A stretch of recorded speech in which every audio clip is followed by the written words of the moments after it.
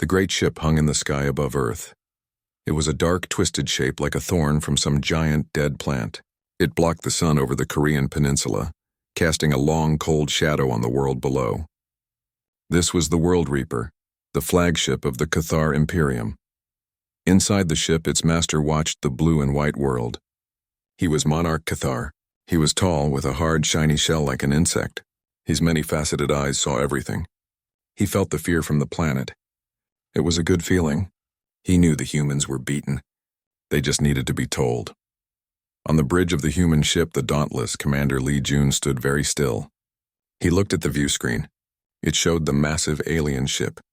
His hands were clasped tightly behind his back. His face showed no emotion, but inside his heart felt heavy. His crew worked quietly around him. They were all tired. Earth's fleets had fought hard. They had lost many ships and many friends. Now, only a few ships were left. The Dauntless was the strongest one. It was humanity's last shield. Kim Hana sat at the tactical station. Her eyes were focused on her screens. She watched the energy readings from the World Reaper. It was incredibly powerful. She did not see a way to win a fight against it. She looked at the back of Commander Jun's head. She trusted him completely, but she did not know what he could do now. A young officer, Soo-jin, sat at the communications panel. Her job was to listen. She heard the silence from Earth. She heard the quiet hum of their own ship. She was scared. She tried to hide it, but her hands shook a little. She had seen what the Cathar ships could do. She remembered the explosions in space, the silence after. Then a sound broke the quiet. A low humming noise. It was not a sound you heard with your ears. It was a sound you felt in your bones. The main view screen flickered. The image of the World Reaper was replaced by a face. A horrible alien face. It was Monarch Cathar. His voice filled the bridge. It was not a normal voice. It was a thought that was pushed into their minds. The ship's computers translated the thoughts into words. People of Earth. The voice was deep and cold. It had no feeling. Your resistance has been noted, but it is pointless. You are like insects to us. You cannot win. Lee Jun did not move. He kept looking at the screen. His expression did not change. Your planet, Cathar continued, now belongs to the Cathar Imperium. You have 2 of your solar cycles to surrender. Disarm your weak fleets. Open your cities. Prepare to serve us. One of the crew members let out a small, sad sound. Soo-jin felt her heart sink. 2 days. They only had 2 days. If you do not obey, the alien monarch said, we will wipe your world clean. We will burn your cities. We will erase your species from the galaxy. The choice is simple. Serve or be destroyed. The screen went dark. The humming sound in their minds stopped. The bridge was completely silent. No one spoke. No one moved. All they could hear was the soft beeping of the ship's systems. The weight of the ultimatum pressed down on them. 2 days. Then the end. All eyes slowly turned to one person. Commander Lee Jun. He still had his back to them. He was still looking at the blank screen. He was not looking at the alien ship outside. He was looking at a small secondary screen on his command chair. It showed a map of the solar system. There was a single small green light blinking. It was far away, hidden in the asteroid belt between Mars and Jupiter. Kim Hana was the first to speak. Her voice was soft but clear. Commander, their shields are at full power. Their weapons are charged. A direct attack. It would be the end of us. Lee Jun did not answer her right away. He finally turned around. He looked at his crew. He saw the fear on their faces. He saw the hope in their eyes. They were looking to him for an answer. He walked to the center of the bridge. His steps were slow and sure. Hana, he said. His voice was calm. What is the recharge time for their main shield? After they fire their biggest weapon. How long is it down? Kim Hana was surprised by the question. She looked at her data. She typed quickly. From the battle records, from when they destroyed the Jakarta shield, the primary gravitic shield needs to cycle power. It is down to 2% for exactly 10 seconds. It is a very small window. 10 seconds, Jun repeated. It was not a question. It was a fact. He then looked at the young communications officer. Soo-jin jumped a little. Yes, Commander? Get me Chief Engineer Park Min on the secure line. Asteroid CX-91. Soo-jin nodded quickly. Her fingers flew across her panel. She established a tight laser link connection.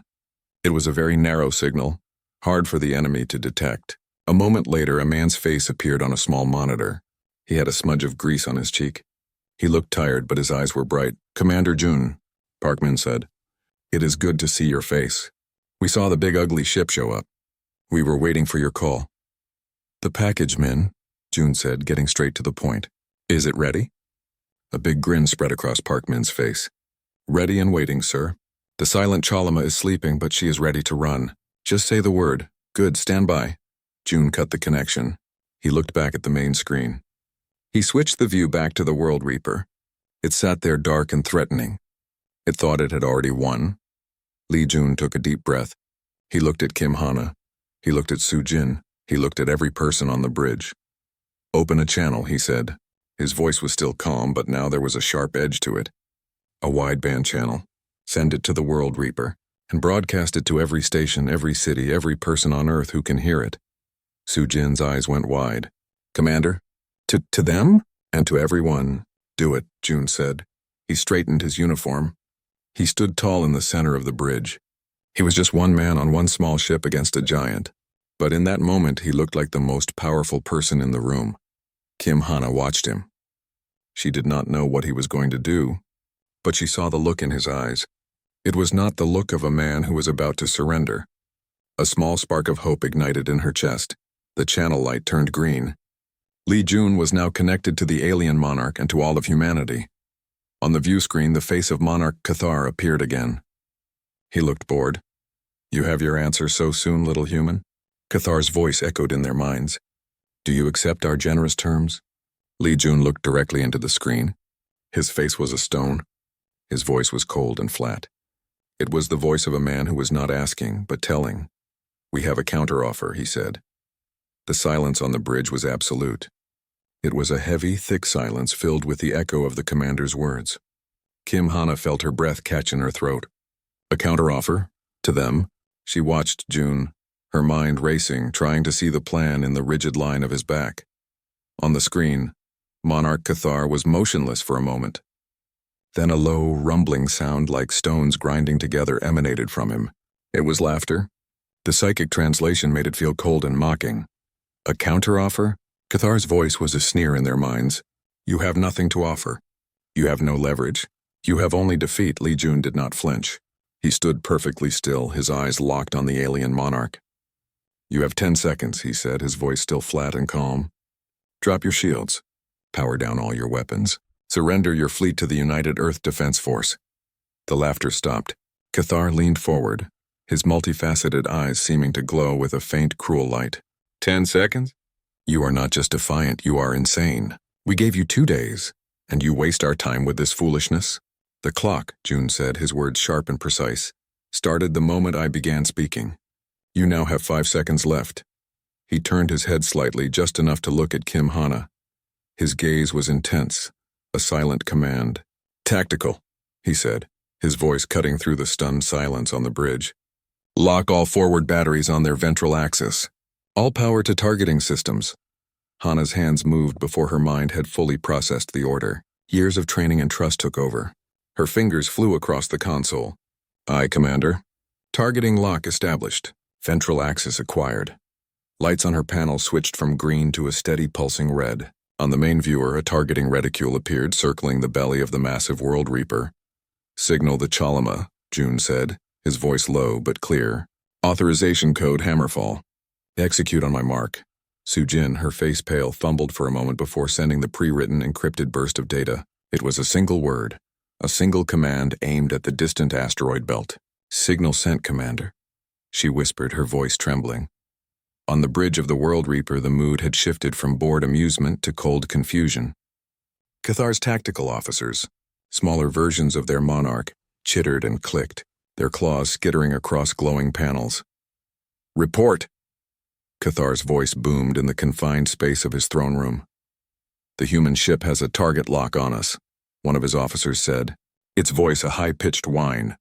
"Their weapons are powering up, but their energy signatures are minimal. They cannot penetrate our shields." Cathar looked back at the screen. The human commander was still staring, his face an unreadable mask. "He is bluffing. It is a pathetic attempt at courage before the end. Monarch, another officer said, its tone uncertain. "We are detecting a low-power, tight-beam transmission from their ship." It was directed towards the asteroid belt. "The asteroid belt is littered with their wreckage and debris," Cathar dismissed. "It is nothing." Back on the Dauntless, June watched the slow countdown in his mind. 3, 2. He looked directly at Cathar's image. "Time's up." He gave a single, sharp nod to Kim Hana. On the tactical screen, a new icon flashed into existence. It came from the asteroid belt. It was not a small signal. It was a massive power surge, like a small star being born. Deep inside asteroid CX-91, Park Min saw the word Hammerfall flash on his screen. The grin vanished from his face, replaced by a look of fierce determination. This was it. "All right, you beautiful beast," he muttered to the ship around him. "Time to wake up." He didn't press a single button. He threw a large red lever protected by a clear cover. Then he slammed his palm down on a large glowing panel. The entire asteroid shuddered. A deep groaning roar echoed through the cavernous, hollowed-out space. Outside, the surface of the asteroid began to crack. Huge chunks of rock, held together by clever magnetic seals and scaffolding, broke apart and floated away. They were not just rocks. They were a disguise. Beneath the fake rock was dark, hardened metal. Lights flickered on, row after row, illuminating the true shape hidden within. It was a ship, but unlike any other in Earth's fleet. It was blocky, all brutal angles and thick armor. It had no graceful curves. It was a hammer. This was the silent Colima. Its massive engines glowed blue, then white. It pushed away the remaining fragments of its rocky shell and began to move. It did not head straight for the World Reaper. Instead, it used the cover of the other asteroids, moving on a precise, calculated course. It was positioning itself directly above the alien flagship in its blind spot, where its main sensors were least effective. On the Dauntless, Kim Hana watched the data stream in. "The Cholima is moving, Commander. It has achieved high orbit position. It is in the drop zone." Lee Jun gave another nod. "Execute." On the silent Cholima, Park Min heard the command in his earpiece. He pressed another series of buttons. Along the ship's broad, flat underside, massive hydraulic pistons engaged. Huge bay doors, large enough to swallow a building, began to slide open. There were no fighters inside, no bombs, no energy weapons. Inside the bay were rows upon rows of massive tungsten rods. Each one was 30 meters long and as thick as an ancient redwood tree. They were simple. They were brutal. They were the most basic weapon of all: gravity. Magnetic rails along the bay lit up. One by one, the rods were pushed out into the void of space. For a moment, they simply floated. Then the Cholima's magnetic rails gave them a powerful push, sending them down towards Earth. Towards the World Reaper. The rods began to fall. They were pulled by Earth's gravity. With every second, they picked up more and more speed. They were not explosive. They did not need to be. Their power came from their mass and their incredible velocity. They were kinetic kill vehicles, unstoppable. On the World Reaper, the alarms finally began to blare. A shrill, piercing sound that cut through the earlier confidence. "Monarch," shrieked a tactical officer. "High-velocity projectiles detected. Origin point above us. Trajectory is direct impact." Cathar stood up from his throne. "What? From where? What kind of projectiles?" "Massive kinetic penetrators. They are moving too fast to intercept. Impact in 3 seconds. Raise the shields!" Cathar roared, his psychic voice a wave of pure fury and sudden cold fear. "It is impossible. The shield cycle is not complete. The ventral shield is at 2%. We are vulnerable." Cathar looked at the main screen. The human commander was still watching him. And in that moment, Cathar understood. The 10 seconds were not a bluff. They were a calculation. The human had known. He had known their weakness. He had waited for this exact moment. The first tungsten rod hit. It struck the unshielded hull of the World Reaper with the force of a small asteroid. It did not explode on the surface. It punched straight through the organic metal, tearing through deck after deck, spewing molten debris and atmosphere into space. Then the second rod hit. And the third. On the bridge of the Dauntless, the crew watched in stunned silence. The view screen showed the World Reaper. Bright, silent flashes of light erupted from its surface as the rods struck one after another. A chain of explosions began to ripple through the massive alien ship. Its dark shape started to come apart, breaking into pieces that glowed with a fierce orange heat. Li Jun watched the destruction without a word. He saw the alien flagship, the symbol of Cathar power, being torn to pieces. He saw the fire and the debris. He had given them 10 seconds. They had not listened. Now they were learning the price. He turned slowly from the screen. The crew was staring at him, their faces a mixture of shock, relief, and awe. He walked over to Sujin's station. The young officer looked up at him, her eyes wide. "Send another message," Li Jun said, his voice still quiet, but now it carried to every corner of the silent bridge. "To every Cathar ship in the system. They have 10 seconds to declare their unconditional surrender." He paused, looking at the burning wreckage on the screen. "Or they can join their Monarch." The silence on the bridge of the Dauntless was broken only by the soft, steady beeps from the control panels. The crew watched the main view screen. It showed the dying World Reaper. The great alien ship was breaking apart. Large pieces of its dark hull floated away, glowing red and orange from the inside. There were no explosions now. Just the slow, terrible end of a giant.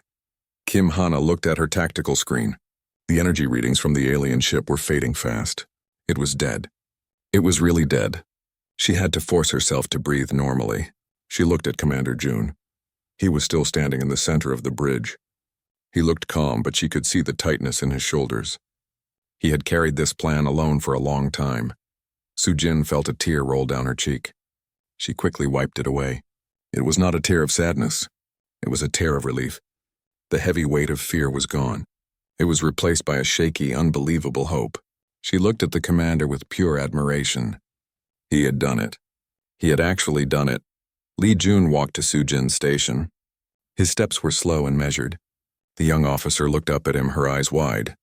"Send another message," Li Jun said. His voice was quiet, but it carried across the silent bridge. "To every Cathar ship in the system. Use their own command frequency." Sujin nodded quickly. Her fingers, which had been shaking before, were now steady and sure. "Ready, Commander." June looked at the main screen, at the wreckage of the flagship. "This is Commander Li Jun of the United Earth Defense Force. Your flagship is destroyed. Your Monarch is gone. You have 10 seconds to power down your weapons and shields. Declare your unconditional surrender to this vessel." He paused, letting the words hang in the air. "Or you can join your Monarch." He nodded at Sujin. She sent the message. On the other Cathar ships, panic began to spread. The smaller destroyers and fighters that had surrounded the World Reaper now drifted without orders. They had seen their invincible leader destroyed in moments. They had seen the terrible weapons that fell from the sky. The humans' 10-second warning was no longer a joke. It was a death sentence. One by one, the alien ships began to blink their running lights. It was a universal sign of standing down. Their weapon systems went offline. Their powerful shields collapsed. Messages of surrender, translated by computers, started to flood the comms channel of the Dauntless. "We surrender," a message said. Then another. "We yield." "Do not fire," Sujin read them out loud, her voice growing stronger with each one. "Commander, the Cathar Battle Group Gamma is surrendering. Their shields are down. Battle Group Delta is also complying." Li Jun listened. He gave a small, slow nod. "Acknowledge their surrender. Order them to hold their positions. Tell them any movement will be seen as a hostile act." He then turned to Kim Hana. "Hana, scan the World Reaper wreckage. Look for escape pods. Look for any life signs. I want to know if Cathar survived." Hana focused on her console. "Scanning now, Commander." Her screens showed the torn metal and floating debris. "I am reading multiple life signs. They are weak. Many are fading. The damage was total." She adjusted her sensors. "I am not reading any escape pods launched in the final moments. It seems they were caught completely by surprise." June absorbed this information. The threat was over. For now. "Open a channel to Earth," he said. "To everyone." Sujin switched the frequency. "You are live to the entire planet, Commander." Li Jun looked into the camera. He knew billions of people were watching. People in broken cities and hidden bunkers on the few remaining military bases. They had just witnessed a miracle. He needed to be their rock. "People of Earth," he began, his voice firm and clear. "The Cathar flagship, the World Reaper, has been destroyed. The alien fleet in our orbit has surrendered." He paused, letting the words sink in for those listening. This is not the end of the war. But it is the end of the beginning. Today, we showed them that Earth is not theirs for the taking. We showed them that humanity will not bow. We will fight for our home, and we will win. He saw Kim Hana give him a thumbs up from her station. The message was going out clean. The immediate threat is over. But we must remain vigilant. United Earth Defense Forces will now secure the surrender. Stay strong. We have taken our world back. He cut the transmission. The bridge was quiet again, but the silence was different now. It was a peaceful silence. A hopeful one. A few hours later, Lee Jun was in his small office next to the bridge. He was drinking a cup of cold coffee. He was looking at a picture of his family on his desk. He allowed himself a small, tired smile. For the first time in a long time, he felt they might have a future. There was a soft knock on the door. "Come in," he said. The door slid open. Kim Hana and Park Min stood there. Park Min had just arrived from the silent Chalama on a small shuttle. He still had grease on his overalls. Jun stood up. He looked at his tactical officer and his chief engineer. He then did something he rarely did. He smiled a real, genuine smile. "You both did well," he said. "You did better than well. You saved the world." Park Min grinned, his tired eyes crinkling at the corners. "It was your plan, Commander. We just pushed the buttons." "It was a team," Jun said firmly. "Without Hana's calculations, we would have missed the window. Without your work on the Cholima, we would have had no hammer to drop. It was a team." Hana nodded. "What happens now, Commander? The other Cathar ships. What do we do with them?" Jun's smile faded. He became the commander again. "We hold them. We disarm them. We learn from them. This was one battle. The Cathar Imperium is a big place. They will have more ships, more monarchs. We have shown them we are not easy prey. Now we must get ready for what comes next." He looked out of his small window. He could see the stars, clean and bright, no longer blocked by the dark shape of an alien warship. The broken pieces of the World Reaper were being tracked, glowing faintly as they started their slow fall into Earth's atmosphere, where they would burn up. "The war is not over," Lee Jun said quietly, more to himself than to them. "But tonight, Earth can sleep, and we can watch over it." He turned back to his two friends. "Now let's get to work. We have a lot to do." Outside, the stars twinkled, silent and endless. But around Earth, for the first time in a long time, there was peace. The peace did not last. It was a fragile thing, broken by a single frantic message. "Commander, we have a new contact." Su Jin's voice was sharp with alarm, cutting through the calm routine that had settled on the bridge of the Dauntless. For 3 days, they had been managing the surrender. It had been slow, difficult work, but it was progress. Lee Jun, who had been reviewing a report, looked up instantly. The calm left his face, replaced by focused intensity. "Location and type, Su Jin. It's emerging from the edge of the solar system, beyond the orbit of Neptune. It's huge, bigger than the World Reaper." Kim Hana was already at her tactical station, her hands flying across the screen. "Confirming contact. Massive energy signature. It's a Cathar capital ship, a super dreadnought. Its transponder identifies it as the Imperator's will." A cold feeling settled in Jun's stomach. He had known this was possible. He had warned everyone, but he had hoped for more time. On the main view screen, the image shifted. It showed the distant, cold region of space where Neptune orbited. A new ship was there. It was even more monstrous than the World Reaper. It was longer, with more weapon pods and a terrifying spike-covered hull. It was not just a ship. It was a message of absolute power. A new communication request flashed on the screen. This one was not a broadcast. It was a direct, tight beam transmission addressed specifically to the Dauntless. "Incoming message for you, Commander," Su Jin said, her voice tense. "It's from the Imperator's will." "Put it through," Jun said, standing up. The face that appeared was not Cathar. This alien was older. Its chitinous shell was a darker, more weathered color. Its multifaceted eyes held a cold, ancient intelligence. There was no anger, only a deep, chilling calm. "I am Lord Valcor," the alien said, its psychic voice smooth and precise. "You destroyed Monarch Cathar. He was impulsive, arrogant. You punished his arrogance. For that you have our professional respect. The alien paused, letting its words sink in. But do not mistake this for victory. Cathar was a regional governor. You have swatted a gnat. The Imperium itself is now aware of you, and we do not tolerate gnats that bite. Li Jun said nothing. He just watched, his face a stone mask. You have one solar cycle, Lord Valcor continued, as if stating a simple fact. 24 hours. You will release all Cathar prisoners. You will hand over the commander who gave the order to attack, this Li Jun. You will also surrender the individual who designed your kinetic weapon.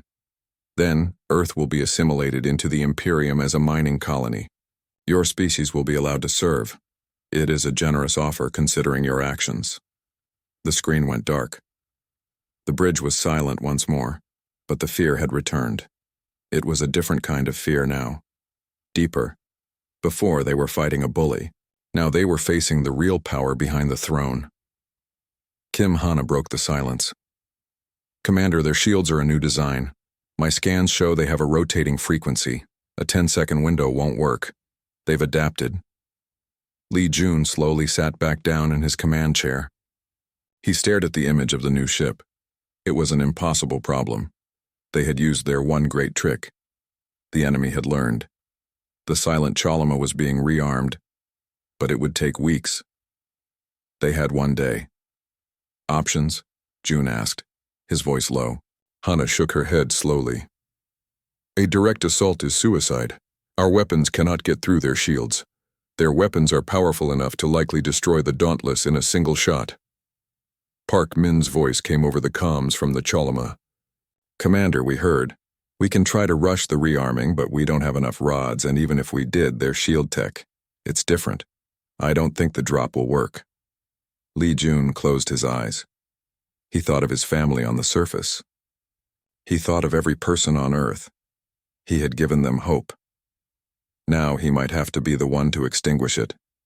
The demand for his life was expected, but it did not make it easier.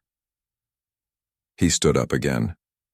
He walked to the view screen, his back to his crew. He looked at the image of the Earth, beautiful and blue below them. He had sworn to protect it. He would protect it until his last breath. He had an idea. It was a desperate idea, a terrible idea. It was not a plan for victory, it was a plan for a message. A message so loud and so clear that the entire Cathar Imperium would hear it. He turned around. His crew looked at him, waiting. They saw the resolve in his eyes.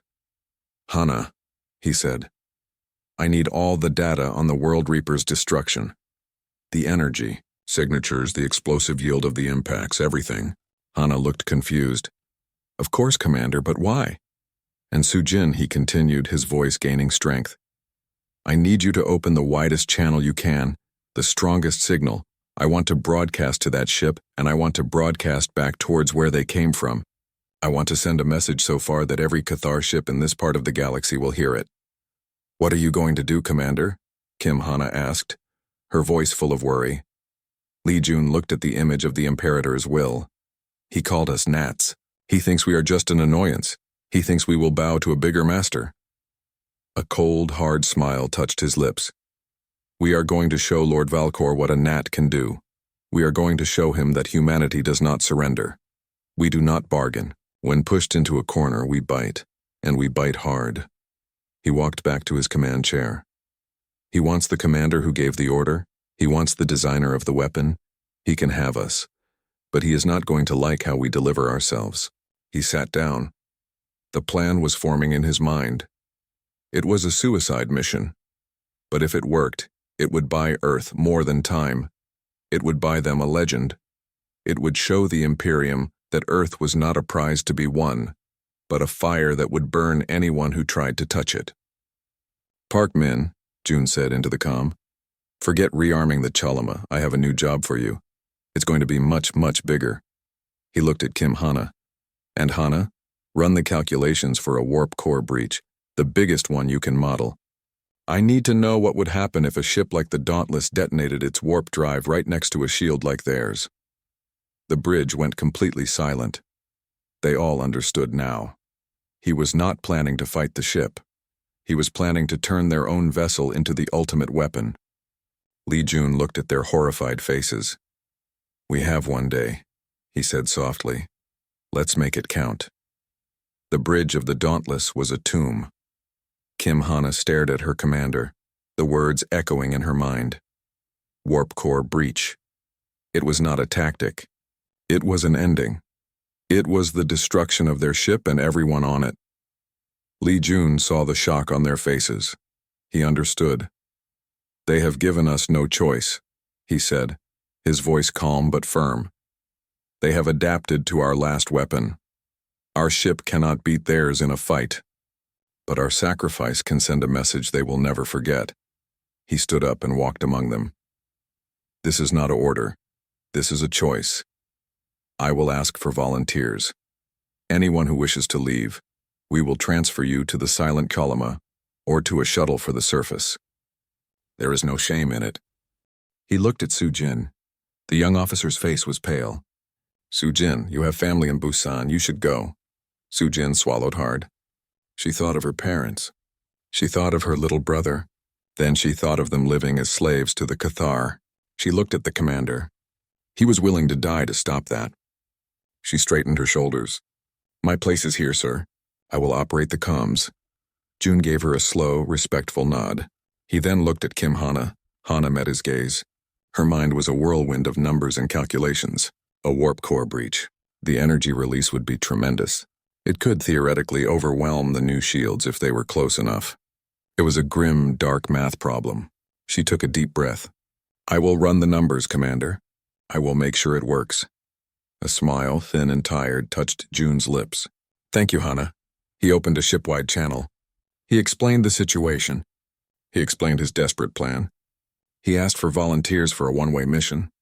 The silence over the comms was long and heavy. Then one by one voices came back, engineers, pilots, medics, they all said the same thing. "I volunteer. I will stay." Not a single person asked to leave. Deep inside the silent column, Park Min listened to the commander's voice. He heard the plan. He felt a cold knot in his stomach. But he also felt a fierce pride. He got on the comm. "Commander, the Cholima is not fast, but her engines are strong, and her hull is thick. Let us come with you. We can be a shield. We can help you get close." Li Jun was quiet for a moment. "Thank you, Min, but your job is different. I need you to be our witness. I need you to record everything. And I need you to survive to tell the story." The next 20 hours were a frantic rush. The Dauntless was prepared for its final journey. Non-essential systems were shut down.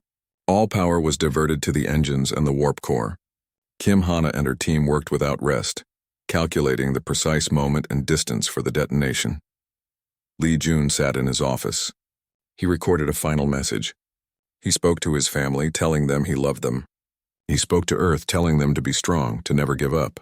Then he recorded a message for the Cathar Imperium. It was short. Finally, the hour came. The Dauntless, its engines glowing a bright, dangerous blue, turned away from Earth. It pointed its nose towards the edge of the solar system, towards the massive Imperator's will. On the bridge, the crew was at their stations. The mood was solemn, but there was no fear. There was only purpose. "Open a channel to the Imperator's will," Jun said. Su Jin nodded. "Channel open." Lord Valcor appeared on the screen. He looked impatient. "You have made your decision, human? Do you surrender the requested individuals?" "We have an answer," Li Jun said. His voice was calm. "You wanted the commander who gave the order. You wanted the designer of the weapon. We are bringing ourselves to you." On the view screen, they could see the Imperator's will. It was a terrifying sight, growing larger every second. "All power to forward engines," Jun commanded. Maximum speed, the Dauntless surged forward. It was a small arrow shooting towards a giant. On the Imperator's will, alarms began to sound. "Lord Valcor, the human ship is on a collision course. It is accelerating to extreme speed." Valcor looked at the screen, his ancient eyes narrowing. "They are bluffing. They are trying to scare us. Their ship is too small to do any real damage to our shields. Their warp core is reading a massive power buildup. It is going critical." For the first time, a flicker of uncertainty crossed Valcor's face. "Destroy them now." The Imperator's will fired its main weapon. A beam of green energy, powerful enough to cut a moon in half, lanced out towards the Dauntless. Evasive action, June yelled. The Dauntless swerved, but the beam grazed its side. The ship shuddered violently. Lights flickered. Sparks flew from a console. Minor hull breach on Deck 4, sealed, Hana reported, her voice tight. Keep going, June said. We have to get closer. They flew on. Another blast from the alien ship missed them by kilometers. The Imperator's will was huge, but the Dauntless was small and fast. Distance to target 1,000 kilometers, Hana said. We need to be within 500 for the blast to be effective. Another blast. This one hit them directly in the stern. The entire ship groaned. The lights went out, replaced by red emergency lighting. Engine 2 is offline. We are losing power, someone shouted. We are still on course, June said, his grip tight on his chair. We have enough momentum. 550 kilometers, Hana called out. Almost there. On the Imperator's will, Lord Valcor finally understood. This was not a bluff. This was a suicide run. All power to forward shields. Get us out of here. It was too late. 500 kilometers, Hana said. She looked at June. Her eyes were clear. It will work, Commander. Li Jun looked around his bridge one last time. He looked at Kim Hana. He looked at Su Jin. He looked at every brave face. He was proud of them. Initiate the sequence, he said, his voice quiet and steady. Su Jin sent the final pre-recorded message from Li Jun to the Cathar Imperium. His face appeared on every screen on the Imperator's will. You called us gnats, the recording said. You thought we would surrender. You were wrong. We do not surrender. We do not bargain. If you push us, we will fight. If you try to take our home, we will make you pay a price so high your entire Imperium will feel it. Remember this day. Remember the gnat that made you bleed. Kim Hana pressed the final button. A deep resonant hum filled the Dauntless. It was the sound of the warp core overloading. For a moment there was only the hum. Then a light. It started at the core of the Dauntless and grew, brighter than the sun. It swallowed the ship whole. It expanded outwards, a wave of pure white energy. The wave hit the Imperator's will. The alien ship's powerful shields flared, held for a second, and then shattered like glass. The energy wave tore into the ship, ripping it apart from the inside. Metal vaporized. The great super dreadnought broke in two, then into 1,000 pieces, consumed by the fire of a star born from human defiance. From a safe distance, the silent Kalama watched. Parkman saw the brilliant flash. He saw the destruction of the giant ship. He saw the end of his friends. He did not cheer. He saluted. On Earth, people looked up at the sky. They saw a new, temporary star bloom in the darkness. It was beautiful and terrible, and they knew. They knew the price that had been paid. The war was not over. But the Cathar Imperium had learned a lesson. They had learned that humanity was not a prize to be taken. They were a fire, and fire burns.